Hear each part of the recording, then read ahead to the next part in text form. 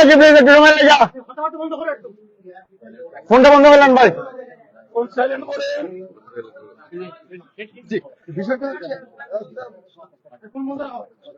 বিষয়টা হচ্ছে এই জয়টি আসলে প্রত্যাশিত জয় এবং যখন হবিগঞ্জের প্রার্থীতা দেওয়া হয়েছে তখনই মোটামুটি জনগণের মধ্যে এক ধরনের বিশ্বাস ছিল যে আপনি জয়ী হবেন। তো এর মধ্যে ভোট গ্রহণ শেষ হয়েছে, আপনার ফলাফল এসেছে, বিজয়ী হয়েছেন।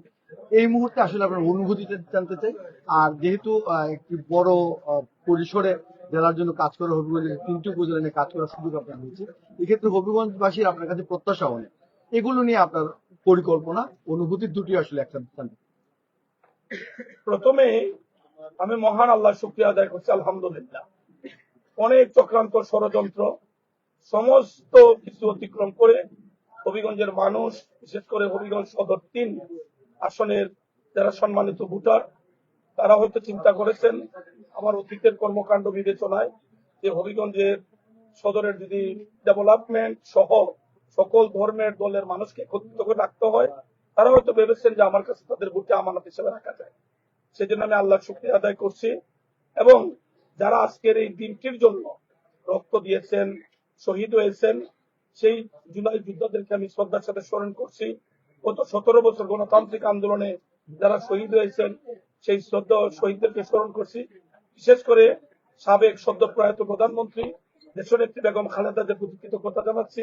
ওনার চেষ্টা, প্রচেষ্টা, শ্রম, আত্মত্যাগের মাধ্যমে আজকের এই পরিবেশ তৈরি হয়েছিল। সবচেয়ে দুঃখের বিষয় যে দেশনেত্রী বেগম খালেদা জিয়া আমাদের মধ্যে নেই। উনি থাকলে আমাদের জন্য দিনটা আনন্দের হতো। আজকে আমরা বিজয়ী হয়েছি, হয়তোবা বিজয়ী বলতে এই জিনিসটা আমরা দায়িত্ব পেয়েছি। মানুষ বিশ্বাস করেছে যে হবিগঞ্জের গত 17 বছরের উন্নয়ন হয়নি, মানুষ প্রকৃত উন্নয়নের স্বার্থে বিশ্বাস করে তাদের ভোটে দিয়েছে। যদি দেশনেত্রী বেগম খালেদা জিয়া থাকতেন এবং ওনার পরামর্শ নিয়ে আমরা কাজ করার সুযোগ পেতাম, আমরা অনেক কাজ কিন্তু হবিগঞ্জে করতে পারতাম। আজকে উনি নেই, মহান আল্লাহর কাছে দোয়া করি আল্লাহ যেন দেশনেত্রী বেগম খালেদা জিয়াকে জান্নাতুল ফেরদৌস নসিব করেন। আমাদের প্রিয় নেতা, দলের বর্তমান চেয়ারম্যান জনাব তারেক রহমান সাহেব জাতির সামনে অনেক অঙ্গীকার করেছেন। এটা যেহেতু স্থানীয় নির্বাচন বা এটা জাতীয় নির্বাচন, আমরা ওনার কর্মী হিসাবে, ওনার দল কর্তৃক মনোনীত প্রার্থী হিসাবে এই অঙ্গীকার করি আমরা মানুষের কাছে ব্যক্ত করছি। আমরা বিশ্বাস করি এগুলি দ্রুত সময়ের মধ্যে আমাদের বাস্তবায়ন করার প্রয়োজন। আর আমি স্থানীয় নির্বাচনে 3বার ভিন্ন ভিন্ন পরিস্থিতিতে নির্বাচিত হয়েছি, দায়িত্ব পালন করেছি। সকল দল ধর্মের মানুষ আমাকে বিশ্বাস করে এবারও দলীয় প্রতীক বিবেচনায় নিয়েছেন অনেকে, আবার ভিন্ন ধর্মের মানুষ দল বিবেচনা না করে অতীতের কর্মকাণ্ড মূল্যায়নে তারা আমাকে ভোট দিয়েছে। বিএনপি কিন্তু বরাবরই বাংলাদেশী জাতীয়তাবাদ, ইসলামী মূল্যবোধ এবং সাম্প্রদায়িক সম্প্রীতি বিশ্বাসী একটা রাজনৈতিক দল। আমি সেই দলের পুরাতন 41 বছরের একজন কর্মী হিসাবে আমি সকল দল ধর্মের মানুষকে নিয়ে আমার পথ চলা। আমরা হয়তো এবার দায়িত্ব পেয়েছি, ইনশাল্লাহ আমরা চেষ্টা করবো দ্রুত সময়ের মধ্যে আমাদের মানুষের প্রত্যাশা পূরণে সকলের সহায়তা নিয়ে আমরা যেন আমাদের কাঙ্ক্ষিত সেই প্রত্যাশা পূরণ করতে পারি। আল্লাহ যেন আমাদের সাথে। এর মধ্যে আপনার প্রতিদ্বন্দ্বী প্রার্থী যিনি ছিলেন জামায়াত ইসলামের খ্যাত মহসিন আহমেদ, তিনি ফেসবুকে পোস্ট করেছেন এবং আপনাকে অভিনন্দন জানিয়েছেন, ফুলের শুভেচ্ছা জানিয়েছেন। এই বিষয়টি আপনি আসলে কিভাবে দেখছেন?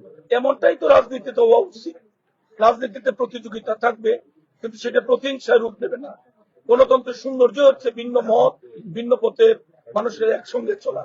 যেহেতু আমি আনুষ্ঠানিকভাবে এখনো আমাদের নির্বাচন কমিশন কর্তৃক এখন পর্যন্ত আমার রেজাল্ট নিশ্চিত হয়নি, সেই জন্য আমি ওনার বাসায় যাইনি।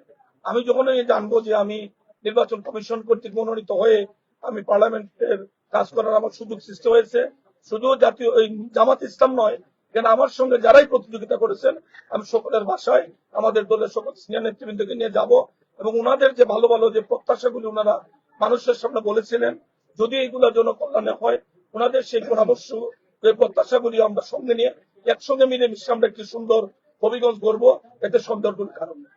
আপনি যেহেতু নির্বাচিত হয়েছেন, মানে দ্রুততম সময়ের মধ্যে হবিগঞ্জের উন্নয়নে কোন ধরনের পরিকল্পনা, যে কাজগুলো খুব দ্রুত করতে হবে? বা আমি তো আমার নির্বাচনের প্রচারণায় আমি বলেছি যে কোন কাজগুলি আমাদেরকে দ্রুত সময়ের মধ্যে করতে হবে।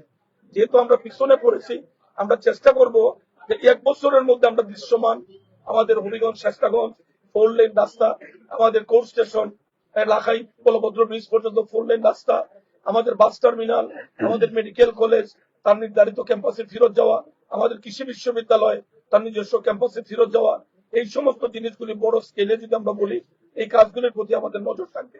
আর সরকারি বৃন্দাবন কলেজ, যে কলেজ থেকে আমি বিএ পাস করেছি, সেই কলেজের ব্রিটিশ আমলে নির্মিত যে আপনার একতলা ভবনগুলি ছিল, এগুলা ক্লাসরুম হচ্ছে না, বাচ্চাদের লেখাপড়ার সেই পরিবেশ নেই। আমরা চেষ্টা করব যত দ্রুত সম্ভব বৃন্দাবন কলেজে যেন আমরা একাধিক বহুতল ভবন নির্মাণ করে আমাদের ছাত্রছাত্রীদের যে ক্লাসরুমের সমস্যা, এটি আমরা সমাধান করবো। আর শহরের যানজট নিরসনে মানুষের যে প্রত্যাশা এবং জলাবদ্ধতা দূরীকরণে মানুষের যে প্রত্যাশা, সেগুলি যথাযথ কর্তৃপক্ষকে নিয়ে আমরা আলোচনা করব। আরেকটি কথা না বললেই নয় যে আমাদের প্রিয় নেতা তারেক রহমান সাহেব নিজে ঘোষণা দিয়েছেন যে আমরা সকলে মিলে দেশকে ভালোবেসে আমরা একসঙ্গে মিলেমিশে কাজ করব। দুর্নীতি নিজেরা করব না, কোন দুর্নীতিবাজকে আমরা ডানে বামে রাখবো না। সেটা শুধু রাজনীতিবিদদের জন্য নয়, প্রশাসনেও যদি কেউ এই দুর্নীতির সাথে নিজেদের বন্ধুত্ব থাকে, আমার সবিনয় অনুরোধ থাকবে, 3 বার মেয়র ছিলাম, কোন দুর্নীতি আমাকে স্পর্শ করতে পারেনি। এবার যেহেতু আল্লাহ রাব্বুল আলামিন বড় পরিসরে কাজ করার সুযোগ দিচ্ছেন, কোন দুর্নীতিবাজ কর্মকর্তাও আমাদের সাথে ওনাদের বন্ধুত্ব হবে, এটা ভাববার কোনো কারণ নেই। রাজনীতিবিদরাও দুর্নীতির মুক্ত থাকবেন, প্রশাসনে যারা আছেন, সেটা সর্বক্ষেত্রে যারা মানুষ তাদের কাছে প্রত্যাশা করে, তারাও দুর্নীতির ঊর্ধ্বে উঠে আমরা একটি সুন্দর সমৃদ্ধ বাংলাদেশ, আমাদের শহীদদের প্রত্যাশা পূরণে আমরা সবাই একসঙ্গে কাজ করব।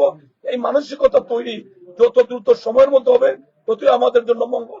যদি কেউ আমাদের সাথে আমাদের এই চিন্তা চেতনায় ভিন্ন মত পোষণ করেন, হয়তো ওনাদের সাথে আমরা কাজ করব না, সরকার যথাযথভাবে ওনাদের বিরুদ্ধে ব্যবস্থা নেবে। হবিগঞ্জকে নিয়ে আমরা যেন সকলে গর্ব করতে পারি। আমরা এখানে জন্মগ্রহণ করেছি, কর্মকর্তা যারা আসছেন তারা সরকারের দায়িত্ব পালন এখানে আসছেন, তারা আমাদেরকে সরকার ওনাদের কাছে যে দায়িত্ব দিয়েছে সেই দায়িত্ব যথাযথভাবে পালন করবেন। এখানে কোন দলকে প্রাধান্য দিয়ে বিগত পালিয়ে যাওয়া সরকারের মতো একদলীয় ব্যবস্থা এখানে ফিরে আসুক, সেটা আমার দলের প্রিয় নেতা দলের চেয়ারম্যান তারেক রহমান সাহেব চাচ্ছেন না। উনি চান সকলে মিলে যেন আমরা একসাথে চলতে পারি, এটাই আমাদের প্রত্যাশা। বিজয়ের এই মুহূর্তে ভোটারদের উদ্দেশ্যে আপনার কোনো কিছু বলার আছে? ভোটারদের প্রতি কৃতজ্ঞতা জানাচ্ছি। এত বাধা বিপত্তি, এত ষড়যন্ত্র, তারপরে কাঁচা নগদ টাকা বিতরণ, কি পরিমাণ টাকা আপনারা দেখেছেন সারা বাংলাদেশে বিতরণ হয়েছে। হবিগঞ্জ বিতরণে অনেক জায়গায় গত রাত্রে আমাদের নেতা কর্মীরা ঘুমাতে পারে নাই, নির্ঘুম একটা রাত্রি কালকে ছিল লাইলাতুল টাকা বিতরণ, সারাটা রাত খালি টাকা টাকা, এত টাকা আসবে থেকে, এত টাকার মধ্যে যে আমাদের ভোটাররা ইমান বিক্রি করেনি।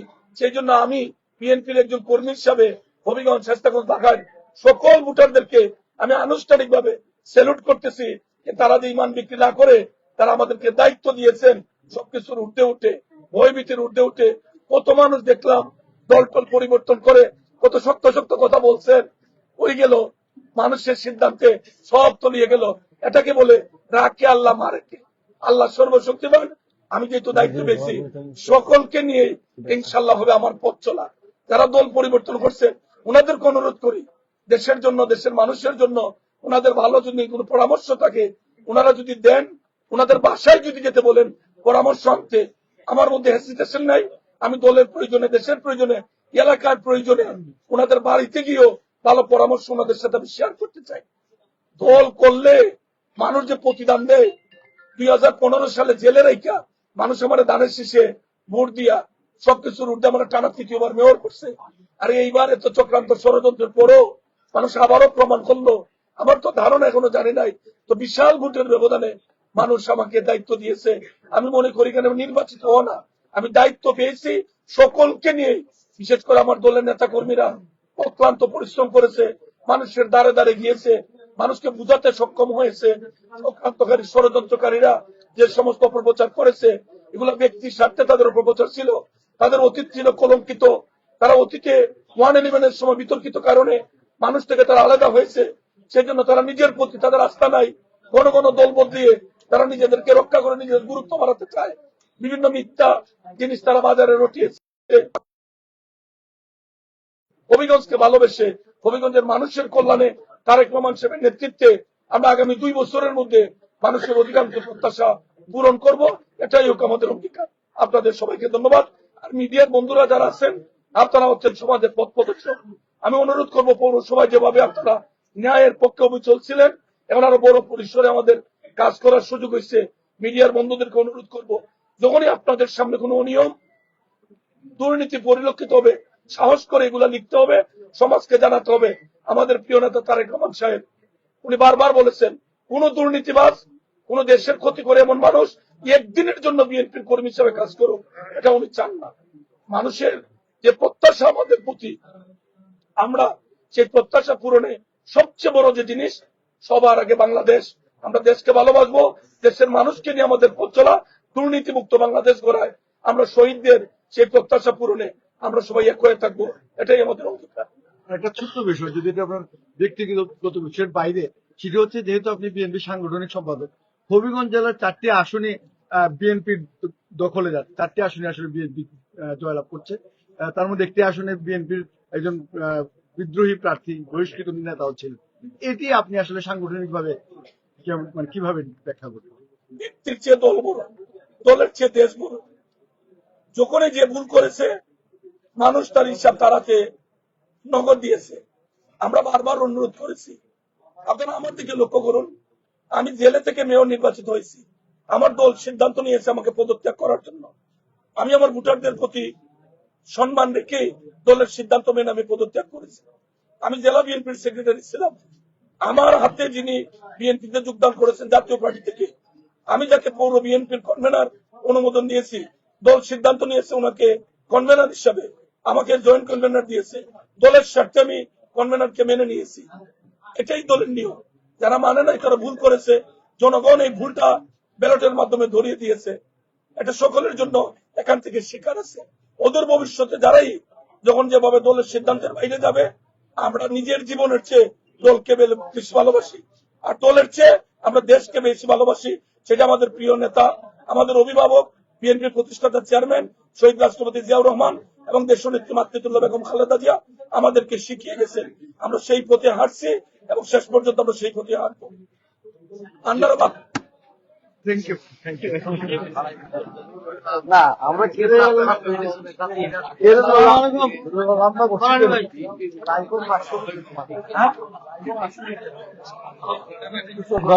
শেষ কমিটির আমি চ্যাপ্টার ক্লোজ, ভাই ওই চ্যাপ্টার তো ক্লোজ না, 3 নম্বর আছে না, 3 হচ্ছে তো, জি জি তিন এই চ্যাপ্টার শেষ। ওই একটু লইলা একটু চিবি লো হ্যালো,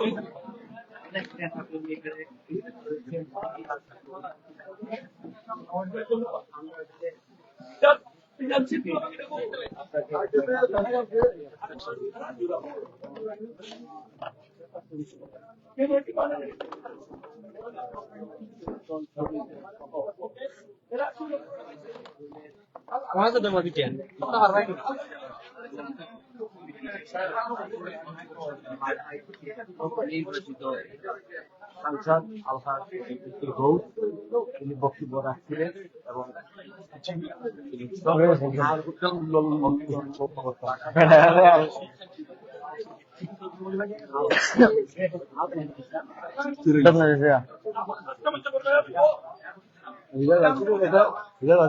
খ্রিস্টানের কাছ থেকে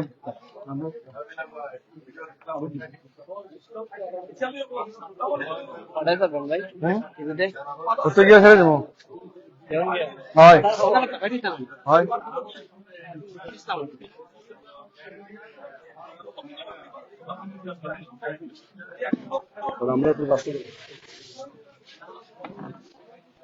চেয়ার উঠবি চেয়ার পিছনে চেয়ার আছে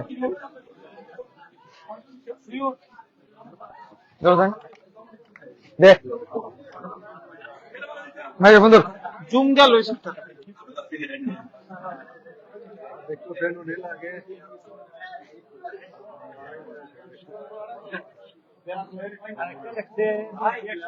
জামাত